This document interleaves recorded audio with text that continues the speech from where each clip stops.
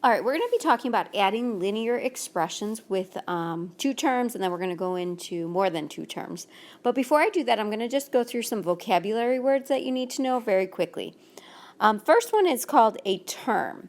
This is a single number, or just a variable, or number and variables multiplied together. So that would be considered a term. The word coefficient represents the number in front of the variable.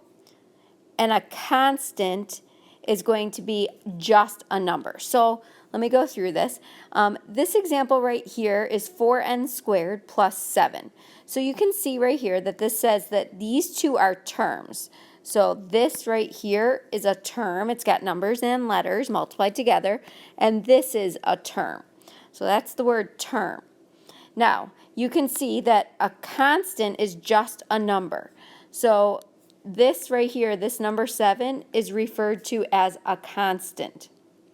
The other thing we talked about is a coefficient. This number in front of the letter is called the coefficient. Okay, so those are the three vocabulary words. You can see it over here as well in 5x minus 3. It just shows you the coefficient is the number in front, which is that 5. Okay, each one of those is a term, so it's 5x is a term, 3 is a term, and then the constant is just the number right here, just 3. All right, so those are just vocabulary words. Now, I'm going to talk a little bit about something called like terms, okay, and unlike terms. Like terms have the same variables with the same exponents, so those are like terms. So you're going to notice here we have 4x and 3x. Those are like terms. They both have x's. Okay? We have 2y and 9y. Those are like terms. They both have y's. And just the last one, how about 2 and 4? Those don't have any variables at all, but they're still like because they both don't have variables. Now I'm going to go into the unlike terms. These have different variables, or they could have the same variables but different exponents. So same variables but different exponents. So 3x, 5y, those actually have two different variables altogether, so they are unlike terms. We have 4x and 8x squared. Yes, those both have x's, but this first one has x just by itself, and the second one has x squared, which is different than just x. This, again, looks the same, but it's different because in the first one, it's x and then y is squared. In the second one, we have x squared and then just y. So that's what the difference is between like terms and unlike terms. Now, moving on, let me just go through that again. Here's our example. We have 6n minus 7n minus 4 plus n. So we have four terms in this. We have the 6n. We have the minus 7n. You always take that, that minus sign with it as a negative. You have negative 4 and positive n. So here's my four terms that they wrote down. Now the like terms are all the ones with the same variable. So you're going to notice I chose, so I have the n, and the n. So all three of those terms have n's, so they are all like terms. The coefficients are all the numbers in front of those numbers, or those letters. So we have 6, negative 7, and 1. The constant is just the number. So the constant would be just the number, which is this right here, negative 4. That would be your constant.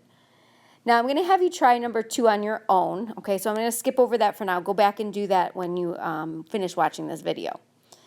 Let me talk a little bit about combining like terms. The words combining like terms means we're going to add the coefficients, the number in front of the variable.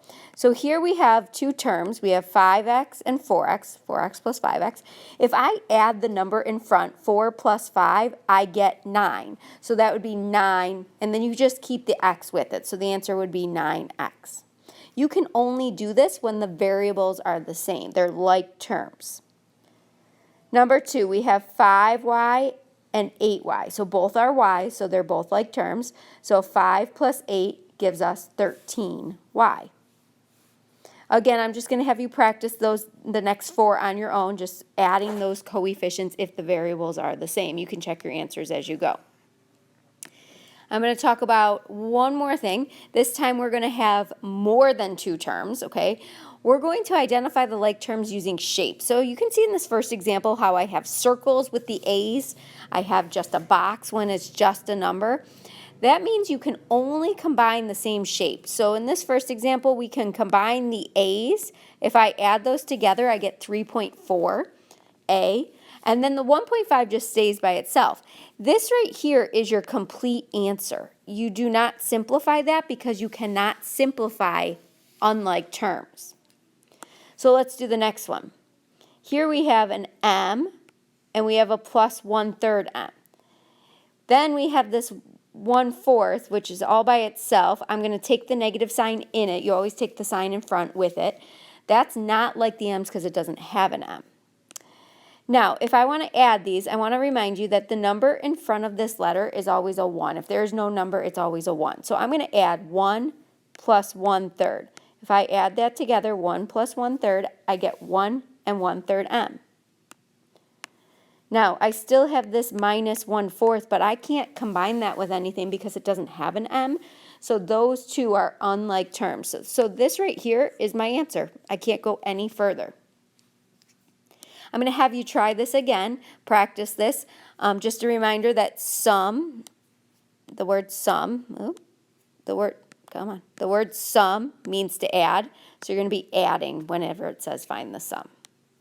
All right, go ahead and practice those. Check your answer.